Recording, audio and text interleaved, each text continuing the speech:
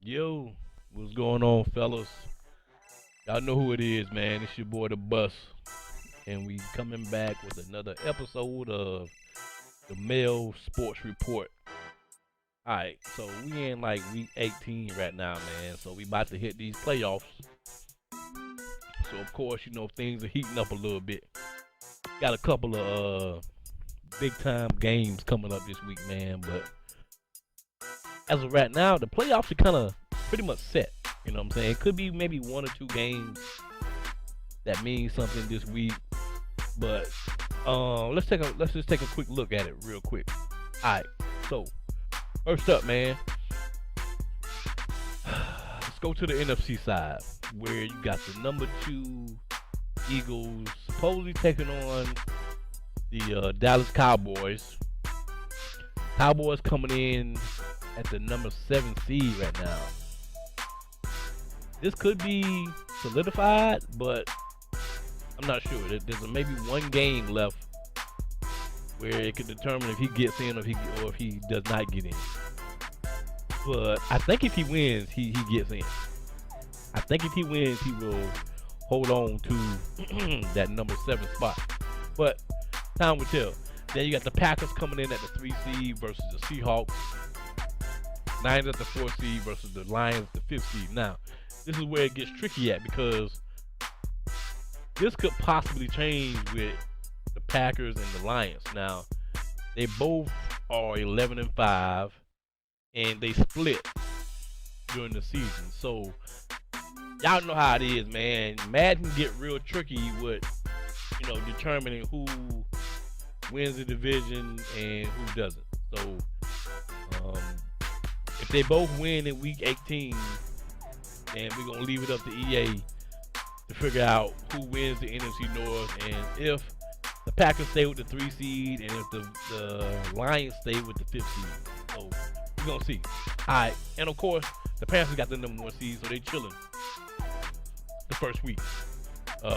In the AFC, man, you got the Dolphins and the Chiefs, Chargers versus the Jets, and you got the Jags versus the Steelers, with the Bengals just sitting there chilling, waiting to take on somebody in the next round. Now, if I look at the standings for the AFC real quick,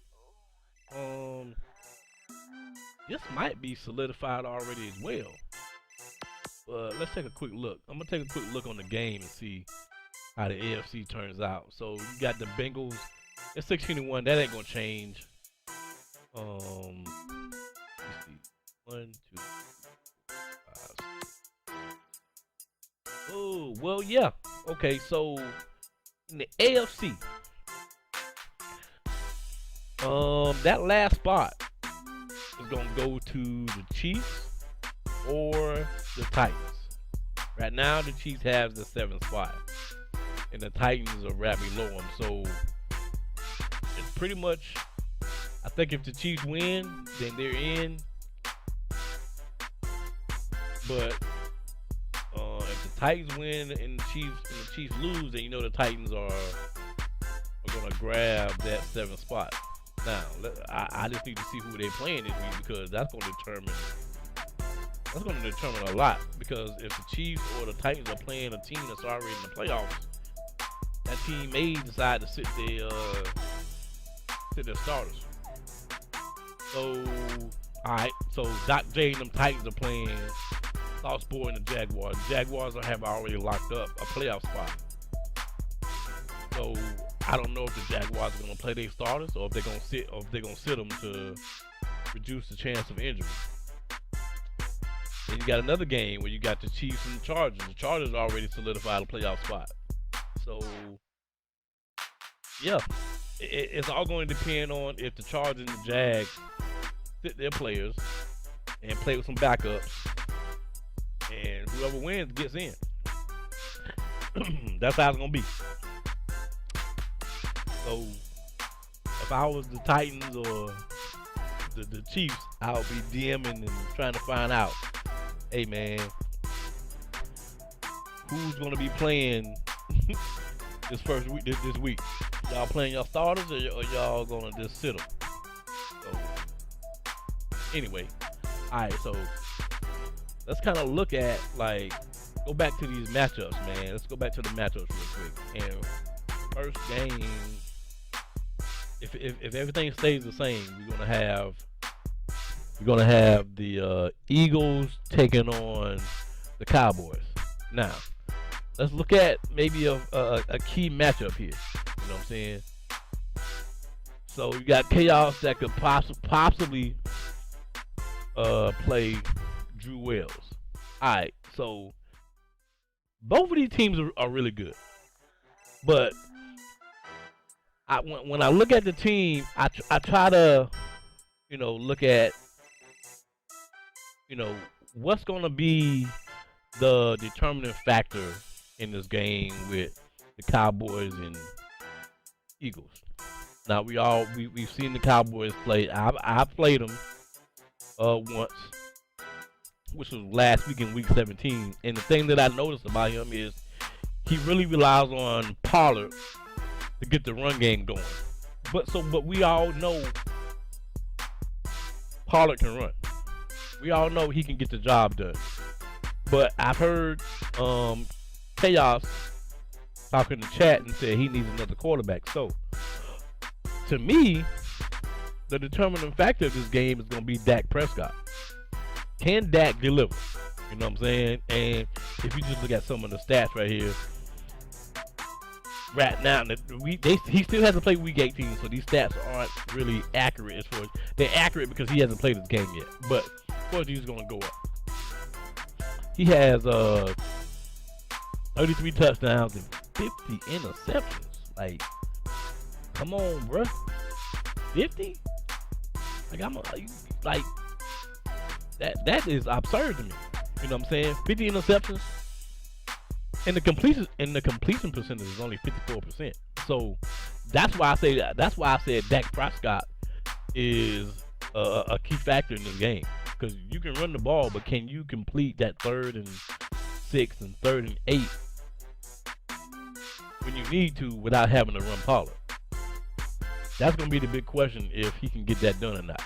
If he can get that done, then he could possibly move on to the next round. You know what I'm saying? But I don't know, man. With 33 tubs and 50 interceptions and only having a 54% completion rate, I'm not gonna put the game in Dak Prescott's hand. I'm gonna try to run the ball with Pollard, who has, of course, over 2,000 yards, 21 tubs. I'm gonna get Juice Vaughn the ball some, and Rico Dowell. I'm gonna get all them the ball some. I'm only gonna let Prescott pass when needed. You know what I'm saying? And play defense. So when you look at Philly, which is a really, really good team, first thing that comes to my mind that I look at is Jalen Hurts, because we all know Jalen Hurts and what he brings. Nah, he doesn't have the big arm, but he can still manage the game and get a win in the wild card. So Jalen had 42 tubs and 23 interceptions with a 67 completion rate. That's really good for a quarterback. You know what I'm saying? I feel like if the game comes down to him, he can get it done. You know what I'm saying? He has Devontae Swift, who had over 1,300 yards and 9 tubs. You got A.J. Brown. We all know what he can bring to the table. And you got the man DJ Chark. So Hurts has weapons where he can manage the game, go score for score if needed. But I just don't feel like this is gonna be a shootout. I feel like the Eagles will get enough stops, because Dak would not be able to make the passes and convert the first downs when needed. So this game could possibly get ugly, but I like Jalen Hurts in this game. I think he's gonna do really well, and we'll see. But let's move on to the next game, man. And we're gonna stay in the NFC, and we got the Packers versus the Seahawks. Risk take versus swag. Now, I haven't played risk take, but I play swag, and I'm gonna tell you what I noticed. Swag is a good baller. He has a very balanced team. However, When you look at the stats on the screen, the first thing that stands out to me is Jaden Reed. I don't know why he loves Jaden Reed. I don't know if they're brothers. I don't know if they're cousins. But when you look at the receptions, he has 101, over 1,500 yards and 12 tubs. Like the next guy has 58 receptions, and that's Aaron Jones. So he's pretty much telling you two key guys you gotta key on. Jaden Reed, who's gonna get the ball no matter what, and then Aaron Jones. You know, so you gotta be able to keep an eye on Jalen Reed and stop him from getting the ball. Now, he had other receivers. Now, I don't know if Christian Watson maybe was hurt earlier in the season, but he doesn't really throw to him as much. And then you got Musgrave, so if he's smart, he'll start using these other players on the team versus just going to Jaden Reed. Now, when you're looking at the Seahawks, of course, you got DK Metcalf, 53 receptions, 1,300 yards, 10 tubs. So you have to key on him because you know what he brings to the table. You know what I'm saying? Geno has weapons, and he has a great running game with J.K. Dobbins, but when you have a guy like DK who's 6'4", 235, you have to always know where he's at. Now, the thing that I like about Risk Take and the Seahawks is if you start keying on DK, he has Velus Jones who also has over 1,000 yards and 11 tubs. Then you got Jackson Smith and Jigba. You know what I'm saying? But I feel like the key factor here is DK. You know what I'm saying? You have to focus on DK to even have a chance in this game. You know what I'm saying? Now, both of these teams can score. I think this is going to be a high-scoring game, and whoever makes the first mistake or makes more mistakes is going to win this game and move on to the next round of the playoffs. But, you know, DK will be the person that I would be keying on if I was the Packers. And if I was the Seahawks, I would be keying on Reed with him having 101 receptions. It's almost like he's the only person on the team, which we know he's not.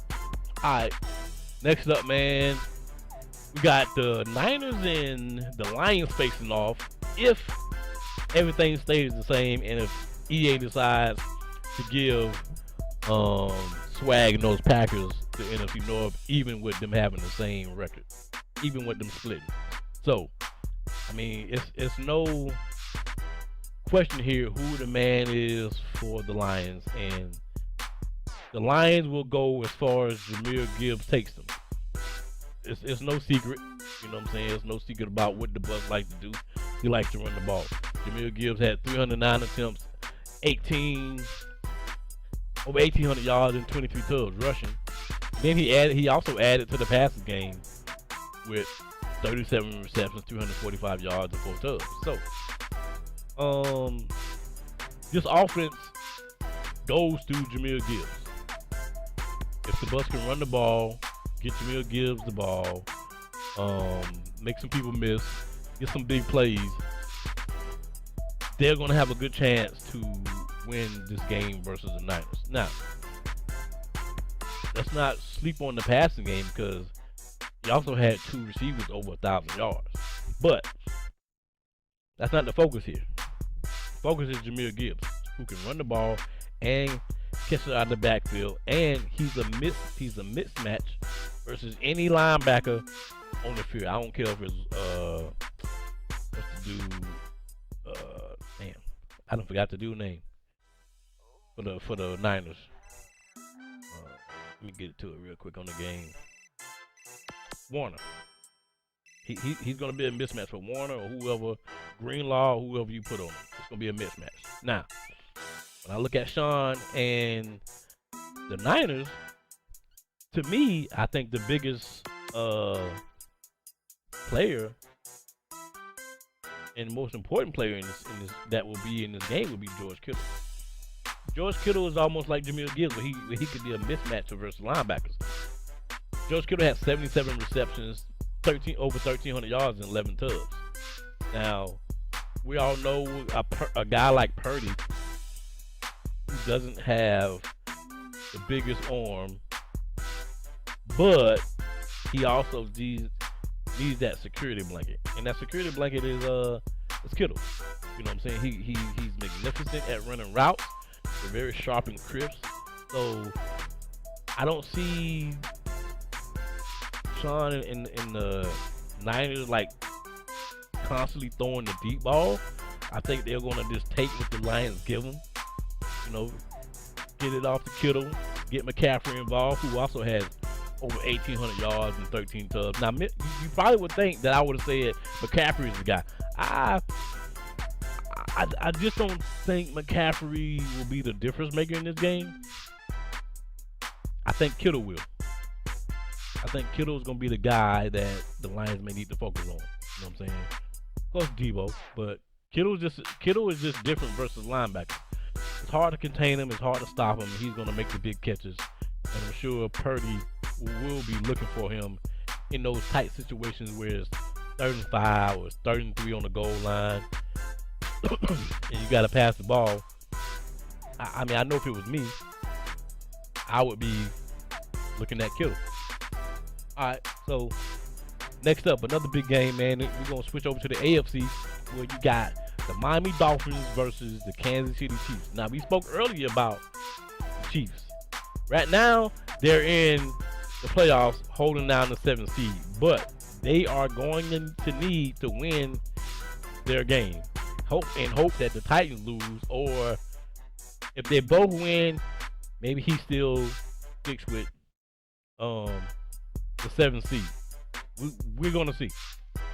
We're gonna see. All right. So when you're looking at the Kansas City Chiefs, you see Kadarius Toney up there, man, and I know y'all probably looking like, dang, why you got Kadarius Toney up there? But this is why. This is why I have Kadarius Toney up there. He only has 54 receptions, 955 yards, but look at the tubs. He has 14 tubs. So that tells me in crunch time, but when he's looking to score, Tony is the guy who he's gonna be looking for. Or Tony just happens to get open all the time, and that's the guy who he sees. You know what I'm saying? Like, you got Miko Hardman out there, so you have to watch out for his speed. Rashid Rice, but Rice only has 9 tubs. But when it comes to him scoring, Kadarius Toney is the guy that's catching the balls and scoring the tubs.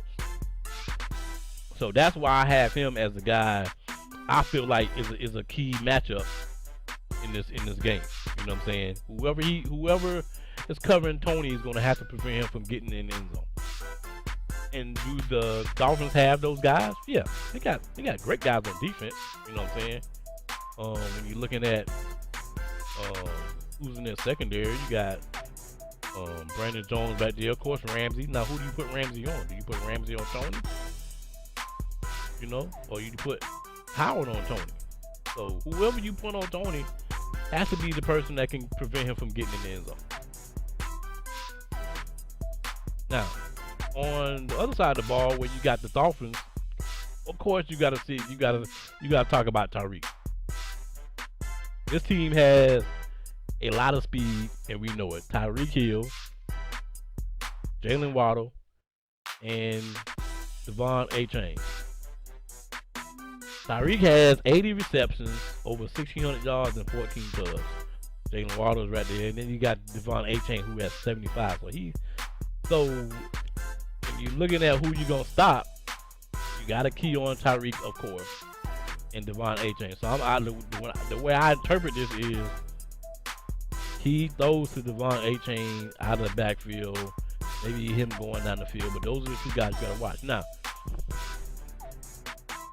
what people fail to do is they tend to forget that there's other ways that Tyreek, Jalen Waddle, and A-Chain can beat you versus just going straight down the field. That speed scares you. I get it, because it scares me too.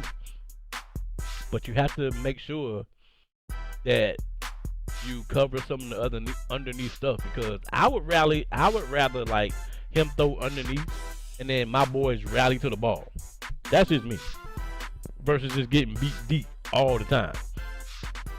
So Cover the deep ball, and then just make sure you can, when he throws underneath, you go tackle him and get him down on the ground. You know what I'm saying?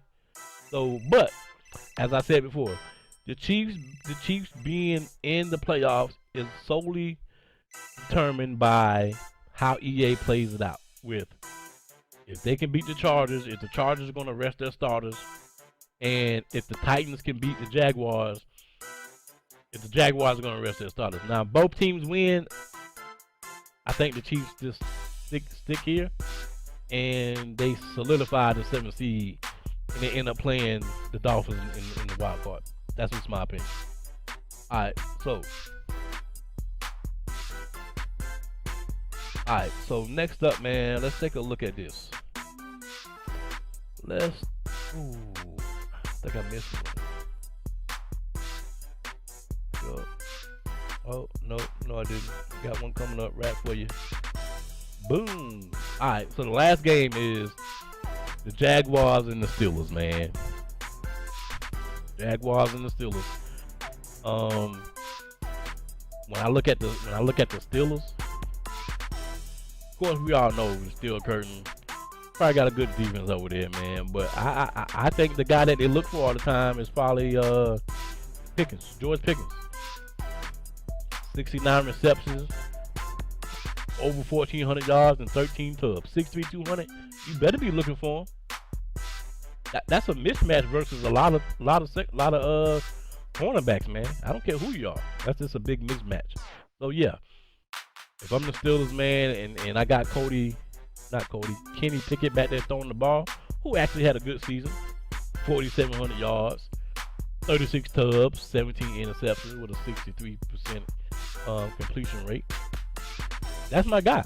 That's who I'm throwing it to. You know what I'm saying? And then, of course, you can run the ball with Najee Harris. He had a good year, too. Over 1,200 yards, 22 tubs. But when I'm throwing the ball, I'm looking for George Pickens. And he had 2 receivers over 1,000 yards. George Pickens and Deontay Johnson. But if it comes down to it and I got to throw a jump ball or I got to throw a touchdown to win the game, I'm going George Pickens all day. You know what I'm saying? So, but let's look at the Jaguars, man, who had a great season. I remember looking at some of his games, man, and he was just destroying people, man. So, to me, I think his offense is kind of balanced. He kind of spreads the ball around on with the pass. Because when you're looking at the receivers, you got Christian Kirk with 59 receptions, Jerry Jeudy with 53, Calvin Ridley with 60. But then the guy who I think, gets this offense going, which is what I normally see when people use the Jaguars, is Travis Etienne Jr. 234 attempts, 1,400 yards, 8 tubs. You know what I'm saying? Touchdowns really aren't that much, but I just feel like the game, when you see Sauce Boy playing, he tries to get that running game going, and he really hands it off to ETN, let him maneuver through the O-line, pick up some yards. But then when you go to passing, like this is why I like to see a balanced passing attack, because